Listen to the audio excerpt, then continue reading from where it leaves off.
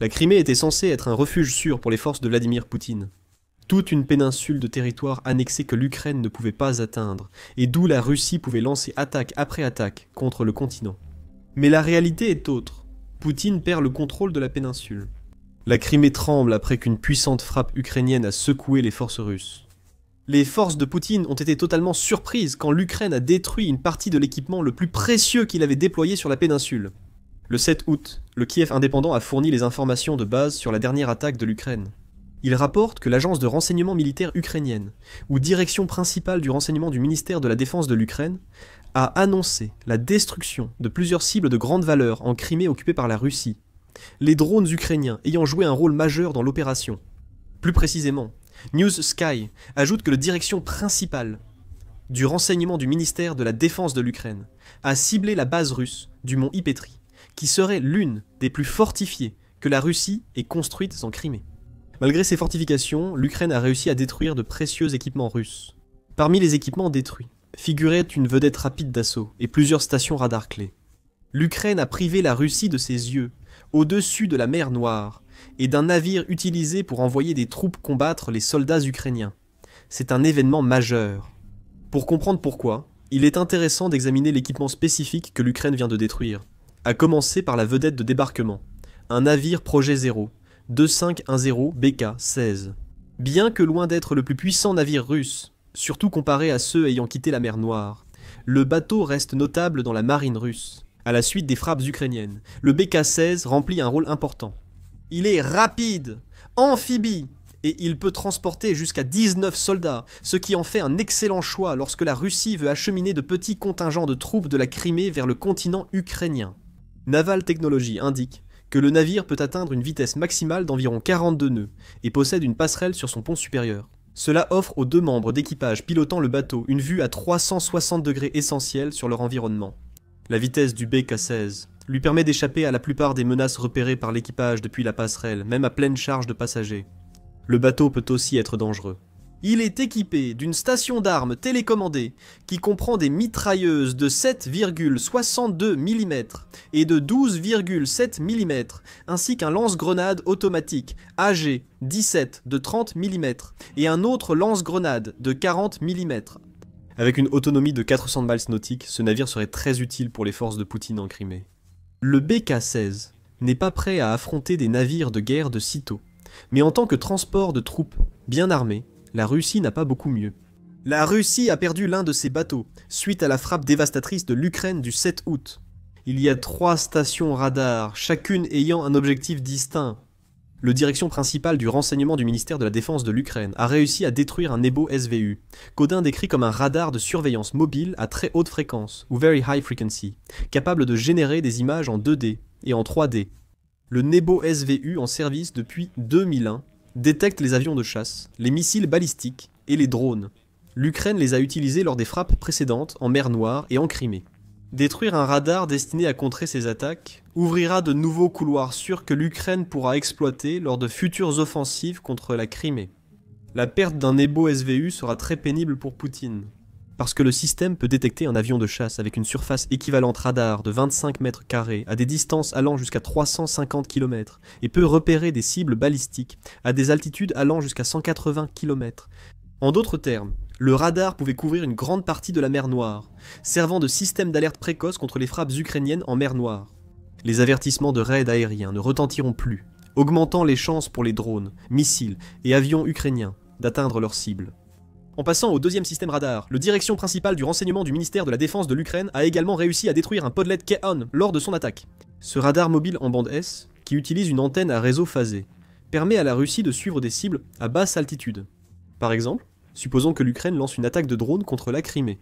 Un podlet K-In peut détecter ces drones à des distances allant jusqu'à 300 km, ce qui en fait le système radar parfait à connecter au S-300 ou S-400 que la Russie utilise pour abattre ses drones. C'est pourquoi il faut le détruire. Sans radar comme le Podlik K-1, les défenses aériennes russes doivent tirer à l'aveugle. Le taux de réussite opérationnelle de l'Ukraine augmente parce que la Russie, même si elle conserve la même puissance de feu, est beaucoup moins capable de viser correctement ses tirs. Enfin, il y a le 96L6E. Selon Missillery, le 96 L6E est un détecteur radar toutes altitudes qui est souvent associé à la série de systèmes de défense aérienne S-300 de la Russie. Il fonctionne en permettant à la Russie de programmer une zone de détection prédéfinie, que le 96 L6E balaye en permanence à la recherche de cibles entrantes. Une fois les cibles détectées, le 96 L6E aide le système de défense aérienne associé à prioriser les menaces entrantes les plus critiques. Ainsi, ils peuvent être détruits dans les airs. Les avions, hélicoptères, missiles et véhicules aériens sans pilote, ou véhicules aériens sans pilote peuvent tous être suivis par le 96 L6E, ce qui en fait l'un des radars les plus polyvalents de l'arsenal russe. Comme le Podlik de Kayan, sa portée peut atteindre 300 km. Il peut suivre jusqu'à 100 trajectoires de cibles simultanément et distinguer les trajectoires forcées des légitimes. Il faut entre 5 et 30 minutes pour l'installer, selon que la Russie utilise la version à unité de transport simple ou jumelée. En résumé, le 96 L6E donnait au S-300 russe une vision très puissante dans le ciel, du moins avant. Comme les deux autres radars, le 96 L6E est maintenant détruit. L'Ukraine a porté 4 coups puissants directement à la mâchoire de Poutine, focalisés sur la Crimée, qui pourrait bien être un coup de grâce. Mais à ce stade, vous pourriez avoir une question. Oublions les péniches de débarquement un instant. L'Ukraine a détruit 3 systèmes radars spécialement conçus pour arrêter les armes qu'elle a utilisées pour les détruire. Mais la question demeure. Comment l'Ukraine a-t-elle réussi cette frappe? New Sky offre un aperçu global de l'attaque. Le direction principale du renseignement du ministère de la Défense de l'Ukraine a mené une opération soigneusement planifiée en plusieurs étapes, avec une précision extrême, commençant par une première vague de frappe, à l'aide de ces drones Ghost First Person View, ou First Person View. Les drones kamikazes chargés d'explosifs ont endommagé les radars et les infrastructures clés de la base d'Ipetri. Mais endommagé ne signifie pas détruit. Après le passage de la première vague de drones First Person View, les forces de Poutine ont peut-être cru que le pire était derrière elles. Contrairement à ce qui était annoncé, l'Ukraine a continué en tirant des missiles de croisière, possiblement des Storm Shadow ou des Atacams selon Sky News, pour achever la mission. Ces missiles Maori ont été détectés par les systèmes radars que les drones ukrainiens ont neutralisés. Mais avec ces radars endommagés, la Russie n'a pu empêcher ces puissants missiles d'atteindre leurs cibles. Des explosions successives ont secoué le dôme de la base I. Pétri. La fuite était la seule option pour les forces de Poutine. Selon New Sky, l'Ukraine pense avoir tué le lieutenant-colonel Alexandre Kulakov, commandant de l'installation d'Ipetri, et un autre soldat lors de la frappe. Tous n'ont pas survécu. Plusieurs soldats ont été blessés suite à une combinaison de 4 coups, suivis d'un uppercut dévastateur. Les systèmes radars et les navires de débarquement peuvent être remplacés, mais lentement et à un coût élevé pour la Russie. Mais un commandant expérimenté qui dirigeait une base radar majeure en Crimée. Il est difficile de trouver des substituts pour ces ressources. Poutine aimerait probablement ignorer la situation et faire comme si de rien n'était. C'est impossible. Non seulement les épaves en flammes des stations radars et des navires d'assaut servent de rappel, mais le direction principale du renseignement du ministère de la Défense de l'Ukraine est allé encore plus loin. Ils ont réalisé une vidéo documentant toute l'attaque, empêchant la Russie de nier son existence. Partagée par le compte X de Preston Stewart, cette vidéo d'1 minute et demie de séquence brute nous donne un meilleur aperçu de ce que l'Ukraine vient d'accomplir. La plupart des premières images semblent aussi provenir des drones First Person View ukrainiens, en route vers la base d'Ipetri. Ces images montrent les défenses aériennes russes tentant d'abattre les drones, ce qui est intéressant. À un moment donné, un drone est touché par un projectile, bien qu'il ne soit pas mis hors service. Des explosions sont visibles à la surface de la mer Noire, restent des projectiles de la défense aérienne russe. Malgré une tempête de munitions russes, les drones First Person View ukrainiens ont réussi à traverser sans être touchés, et ont accompli leur mission avec brio. Vers la 25e seconde, la vidéo montre d'autres images filmées par un drone. Cette fois, la mer Noire a été dégagée, et un drone ukrainien se dirige vers l'une des structures en forme de dôme construites sur la base Ipetri. Les images s'interrompent lorsque le drone frappe la structure, prouvant qu'au moins un coup direct a été réussi par l'Ukraine. Nous savons que beaucoup d'autres ont suivi. Donc la vidéo continue. On voit d'autres drones atteindre leurs cibles, d'autres échecs des défenses aériennes russes à abattre leurs cibles. D'énormes explosions sur un pétri filmé de loin. 1 minute après le début, on aperçoit un chasseur russe décoller en urgence, probablement en réaction à la frappe ukrainienne.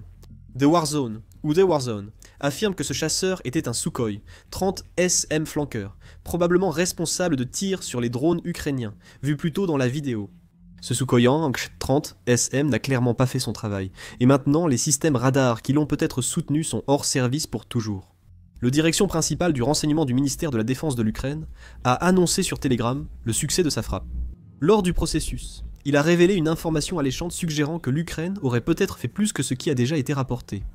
Après de lourdes pertes d'installations de défense aérienne sur la péninsule, causées notamment par les fantômes du Direction principale du renseignement du ministère de la Défense de l'Ukraine, les occupants russes en Crimée ont commencé à cacher leurs coûteuses installations militaires sous des structures en forme de dôme. Le message signale que le Direction principale du renseignement du ministère de la Défense de l'Ukraine ne tolérerait pas cela. Le contenu dissimulé devait être précieux, amenant à la suite de l'affirmation. Un autre de ces dômes a été frappé par les forces spéciales du renseignement militaire sur Lipetri, où les moscovites ont installé la base de défense aérienne du 3e régiment de génie radio, unité militaire, 85 683 à Le Direction principale du renseignement du ministère de la Défense de l'Ukraine déclare « Cela signifie-t-il que le Direction principale du renseignement du ministère de la Défense de l'Ukraine avait des agents au sol lors de son attaque de missiles et de drones contre la base d'Ipetri ?» Nous n'en sommes pas certains. Et le Direction principale du renseignement du ministère de la Défense de l'Ukraine ne dit rien de plus que ce petit bout d'information. Si c'est vrai, la présence d'agents du Direction principale du renseignement du ministère de la Défense de l'Ukraine ajoute une dimension supplémentaire à une frappe déjà complexe et brillamment exécutée. La Russie semble incapable de stopper le Direction principale du renseignement du ministère de la Défense de l'Ukraine, donc sa réponse à la frappe a été exactement ce que nous avions prédit que Poutine ferait, comme mentionné plus tôt dans la vidéo. La Russie refuse de voir la réalité en face.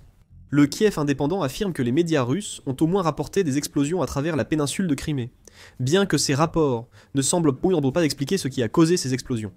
Quant au ministère de la Défense russe, il affirme seulement que les défenses aériennes de Crimée ont abattu 18 drones au-dessus de la Crimée, entre 6h20 et 10h35. La vidéo du Direction principale du renseignement du ministère de la Défense de l'Ukraine confirme que plusieurs de ces drones ont atteint leur cible, touchant la base d'Ipetri et son équipement radar, selon tous les rapports. Sky News ajoute à cela en déclarant que le ministère russe de la Défense a ensuite affirmé avoir abattu 80 drones au-dessus de la Crimée ainsi que des mers Noires et d'Azov. L'Ukraine a lancé des missiles Storm Shadow que la Russie prétend avoir abattus. Rien à signaler. Tout cela est absurde. Le Direction principale du renseignement du ministère de la Défense de l'Ukraine a déjà fourni les preuves de l'attaque sur Ipetri. La Russie ment. Elle exagère l'efficacité de ses défenses aériennes, pour vous tromper. Et elle essaie de cacher l'ampleur des dégâts que l'Ukraine vient d'infliger à certains de ses systèmes radars les plus importants. Heureusement, aucune affirmation ne prétend que des débris de drones ont causé les dégâts. La Russie l'évoquera peut-être quand elle ne pourra plus nier ses pertes matérielles. Donc, le Direction principale du renseignement du ministère de la Défense de l'Ukraine vient de mener un raid aérien incroyable sur une base clé en Crimée, et il y a plusieurs raisons pour lesquelles ce raid est important. Comme le souligne The Warzone dans son rapport, l'Ukraine vient d'ouvrir plusieurs brèches dans les défenses russes en Crimée. Chaque système radar que l'Ukraine détruit en Crimée rend les frappes futures possibles. Comme l'explique The Warzone, cela pourrait grandement contribuer à assurer la survie des armes de frappe à distance, comme Storm Shadow et systèmes de croisière autonomes longue portée PSG, ainsi que d'autres attaques, menées par des drones kamikazes longue portée. Le Direction principale du renseignement du ministère de la Défense de l'Ukraine a révélé le 7 août que les frappes en Crimée font partie d'une nouvelle stratégie ukrainienne, et non d'un incident isolé. Détruisez les radars, puis enchaînez avec les grosses armes. L'attaque contre Ipetri a illustré cette stratégie, avec ses 2 volets exécutés en seulement 4 heures. Mais à long terme, l'Ukraine vise à ouvrir de façon permanente des couloirs aériens à travers la mer Noire, par lesquels ses missiles et drones longue portée pourront circuler, pour mener plus de frappes futures, sans nécessairement d'attaque préalable par une horde de drones contre les radars russes. Ces radars seront déjà hors service. L'Ukraine s'en assure en menant attaque après attaque contre les installations radars russes en mer Noire ces dernières semaines. Selon Défense Express en mai, l'Ukraine a détruit un radar Nevar russe sur une plateforme de forage en mer Noire par une frappe combinée de drones aériens et navals. Des mois plus tard, le Direction principale du renseignement du ministère de la Défense de l'Ukraine a lancé une offensive réussie sur la flèche de Tandra, détruisant de nouveaux radars. Cette frappe a suivi d'autres attaques ukrainiennes, ciblant des avant-postes russes équipés de radars, qui auraient mis des permis aux troupes de la flèche de Tandra de détecter l'approche ukrainienne. Pour en savoir plus sur cette attaque incroyable sur la petite île de la mer Noire, regardez notre vidéo dédiée. Petit à petit, l'Ukraine prive la Russie de ses yeux, aussi bien en Crimée que dans la mer Noire. Ces systèmes radars disparaîtront bientôt définitivement. Une fois cela arrivé, l'Ukraine pourra lancer autant de frappes de drones et de missiles longue portée qu'elle le souhaite contre la Crimée. Et il n'y a pas que les armes à longue portée qui inquiéteront Poutine. Comme mentionné précédemment, l'Ukraine a utilisé des drones First Person View pour la première partie de son attaque sur la base d'Ipetri, ce qui est intéressant.